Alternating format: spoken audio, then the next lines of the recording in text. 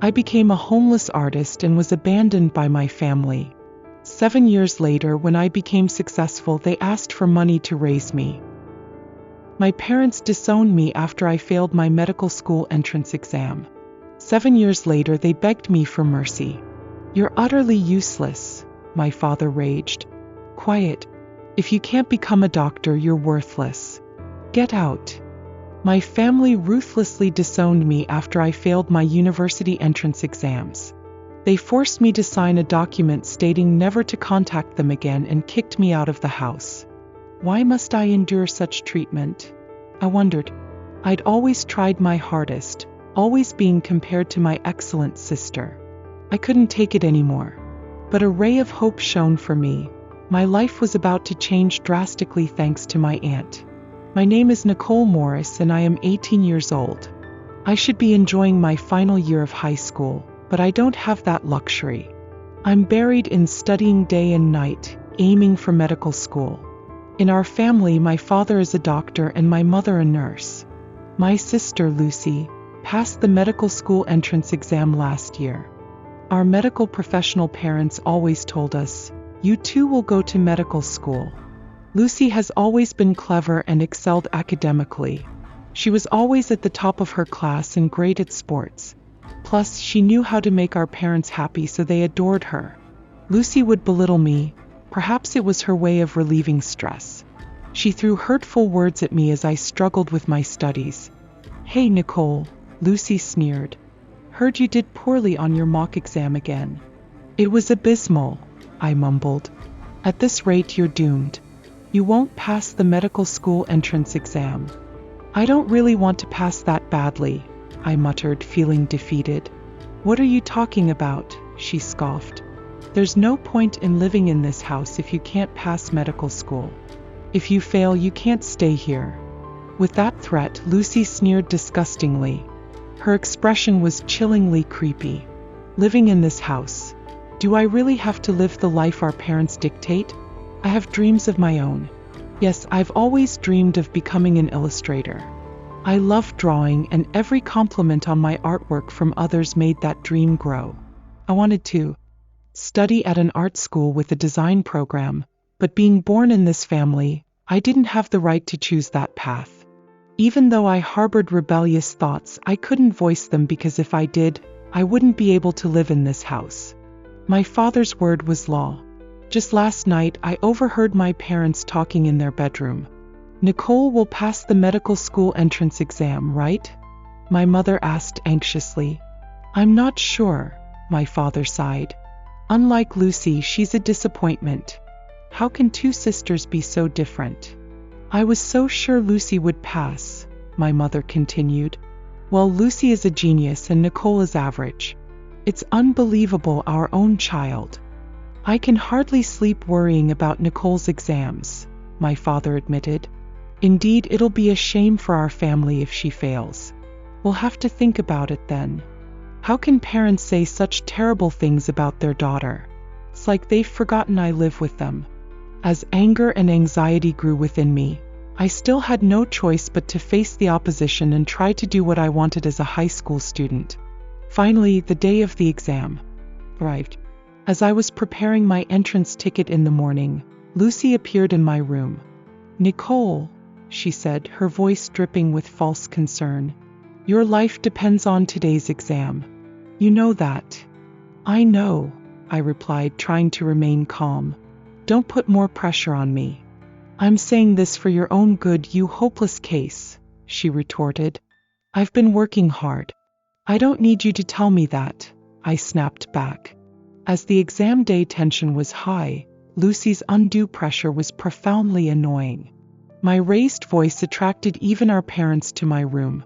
My father opened his mouth with a look of disdain. "Hey, what are you yelling about this early?"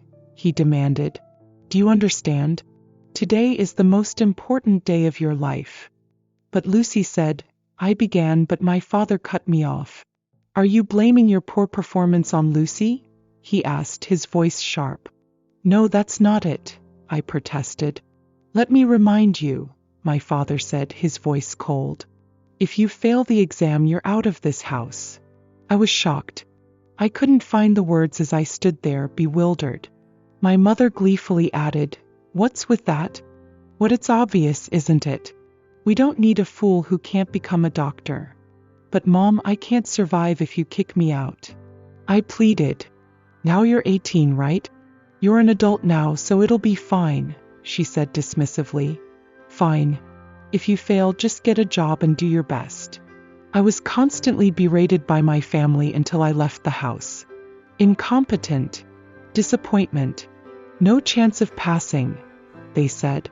My mental state was nearing its limit. Even at the examination venue, my nervousness didn't subside, and my mental state during the exam was terrible. Surprisingly, I felt no confidence in my answers.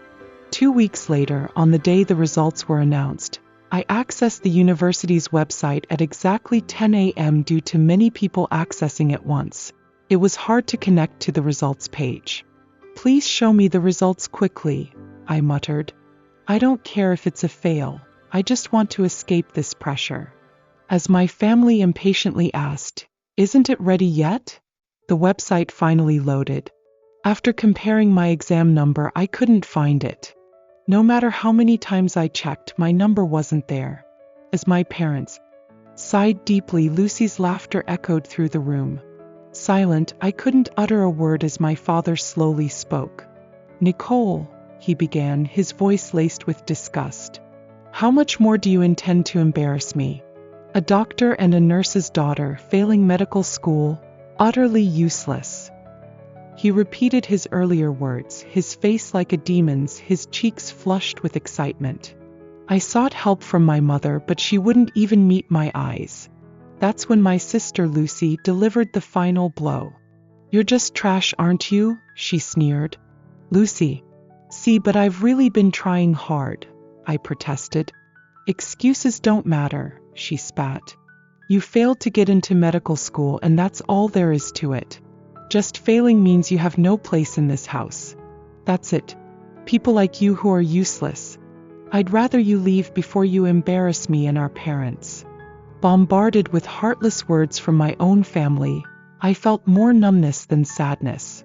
I couldn't even cry anymore. All I could do was feel the reality of being abandoned by my family. The next day, my father thrust a pledge at me. It stated, "Never involve yourself with this family again." Without allowing me to speak, my parents demanded that I sign. Of course, I couldn't refuse, and I signed the pledge. Why did it come to this? I had tried so desperately, but no matter how hard I tried, without a medical school acceptance, it meant nothing. My parents only wanted me to become a doctor. My sister, who easily met our parents' expectations, was loved, and I was disowned, just like that. A week later, I was thrown out of the house, dragging a carry-on suitcase with no destination. My phone rang. It was my Aunt Jenny, my father's sister. As soon as I answered, I heard her cheerful voice. "Long time no see, Nicole. How did the exams go?" "Aunt Jenny," I said, my voice cracking, "I didn't pass the medical school entrance exam." "Medical school? Weren't you always interested in drawing, Nicole?" "Yes," I replied, tears welling up in my eyes. "But my parents forced me to try for medical school, and since I failed, they kicked me out of the house." "What? Kicked out? So where are you now?" "I'm on my way to the station," I whispered. "I have nowhere to go." After hearing my situation, Jenny paused before saying, "Why don't you come stay with me?" "Really? Can I?" I asked, disbelief filling my voice. "Of course," she replied warmly. "We don't have kids, and it would be lovely to have you here." "Aunt Jenny, thank you so much," I cried. So I started staying at my aunt's house from that day. Although I hadn't decided on a path forward, having a destination made my steps lighter. I explained everything to Jenny and her husband upon arriving at their house. After listening, they suggested that I attend a vocational school.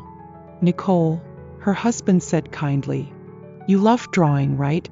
Isn't that what you wanted to pursue?" "Yes," I replied, a glimmer of hope returning to my eyes. "I've always wanted to be an illustrator, but I know you never really had a choice, did you? But now you're free to do as you like." We'll provide the money. Aunt Jenny, I said, my voice choked with emotion. You don't have to live by what your parents dictate, she interrupted, her voice firm. You should pursue what you want with all your heart. Grateful for my aunt's generosity, I decided to go to vocational school. Finally, I felt a step closer to my dream. Years later, my dream of becoming an illustrator came true, and I began working freelance. I started with small paid requests on social media, and eventually companies began approaching me. Recently, I've been tasked with character design for a smartphone game, and my name has become more recognized. My illustrated books have been well received, and my income has steadily increased. One day, about 7 years later, I received a call from my father. It wasn't a pleasant feeling, but I couldn't ignore it. Hello, I answered cautiously. Ah, Nicole, he said, his voice gruff. You're working now, aren't you? What's with the sudden call? I asked, my suspicion growing. So what if I am? He retorted. I need money. Pay back the money. Pay back. I repeated, confused. I don't remember borrowing any money from you. It's the child support I spent on raising you until you were 18, he said, his voice rising in anger. I'll let you off with $200,000. Prepare it within a month. Got it. Before I could respond, my father hung up abruptly. Confused, I told Aunt Jenny about the situation, and she said, don't worry about it. Still, I wondered why my father suddenly demanded money. He's a doctor, he shouldn't be struggling financially. Why all of a sudden? Could there be some reason he needs money from me? So I searched online for information about my father's hospital. The moment I saw what was happening, a vengeful spirit awakened within me. I see, I muttered. That's what's going on then. I'll make sure to give them a taste of their own medicine. Determined for revenge, I decided to visit my parents' home over the weekend. Seeing me for the first time in years, my parents immediately started shouting. Hey Nicole, my father yelled. You brought the money, right? We're letting you off with $200,000. You're paying it all at once, right? To that, I confronted them. What are you talking about? First of all, why should I pay $200,000? What? It's the money it costs to raise you, my mother exclaimed. Yes, we provided you with a carefree home for 18 years, so listen to your parents. Provided for me? I scoffed. Parents are supposed to support their children. It's their duty. My words made my parents' faces turn red, and they began to tremble. I relentlessly continued.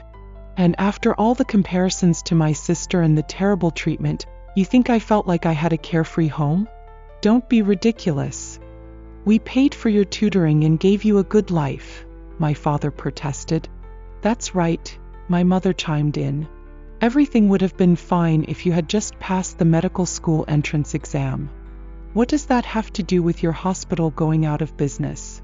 I asked, a triumphant smirk spreading across my face. At that, my parents' expressions froze as if they couldn't believe I knew. They looked utterly shocked. Dad, I said, my voice dripping with sarcasm. What's with that face? It's hilarious. Hey Nicole, my father stammered. How do you know about the hospital? If you suddenly say return the money, of course I'd think something was off. So I looked up your hospital online, then I saw it had closed down, I explained, unable to suppress my laughter. No, that couldn't be helped, my father protested. Couldn't be helped? But there were so many bad reviews, right? I continued.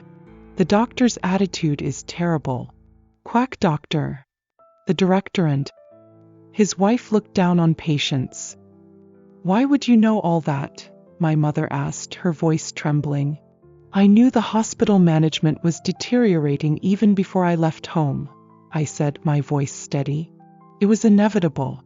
A hospital run by people who always look down on others and think academic credentials are everything was bound to fail. That attitude continued. The number of patients rapidly decreased, and a few months ago the hospital finally closed. Apparently, to keep the hospital running, my parents had incurred a lot of debt. When they could no longer manage, they turned to me for help. There was another problem in this house. My sister Lucy. I threw a sarcastic remark at my father, loud enough for my sister to hear. "Father," I said, my voice laced with mockery, "the sister you had such high hopes for is now a splendid shut-in, right? Really sorry for you." "Why you?" my father sputtered, but I cut him off. "How could you know that?" I asked, turning to Lucy. "Because, sister, you're using your real name on social media. You used to post all sorts of nasty things about me. Now it's just a nerdy account, right? A nerdy account posts like, 'I dropped out of college. My crush in the smartphone game Alex is the strongest this month. I'll borrow more money to spend on Alex.' You just tweet stupid things like that, right? And all under your real name." It seems that even after Lucy dropped out of university, my parents continued to pamper her. As a result, she became a hopeless shut-in, borrowing money to spend on smartphone games. Then Lucy, with fire in her eyes, came up to me and grabbed my collar, raising her voice. "Hey, did you just say I only tweet stupid things?" she screamed. "It's the truth, isn't it?" I retorted. "Got a problem with that?" "I have every problem with that," she yelled. "I'm dedicating my life to Alex. You wouldn't understand, would you?" "I do understand," I said, a slow smile spreading across my face. "I'm Alex's parent after all." "Parent? What are you talking about?" Lucy asked, her voice laced with confusion. "Alex is a character in a smartphone game. He doesn't have parents." "That's what I mean," I replied, my voice calm but firm.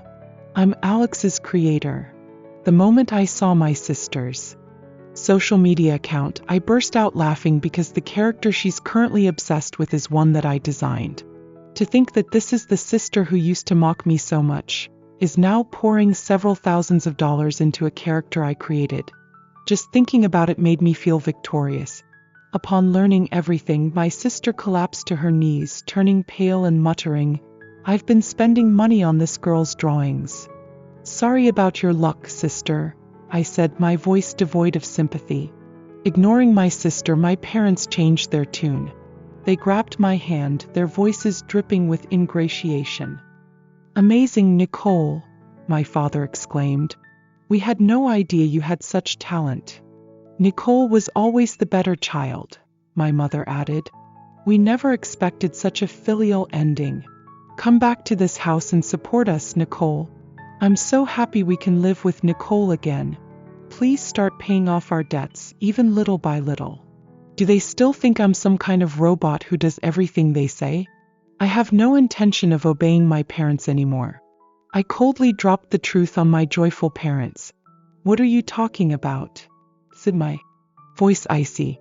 "There's no way I'd help you after all the abuse and kicking me out of the house. How dare you say such things so lightly?"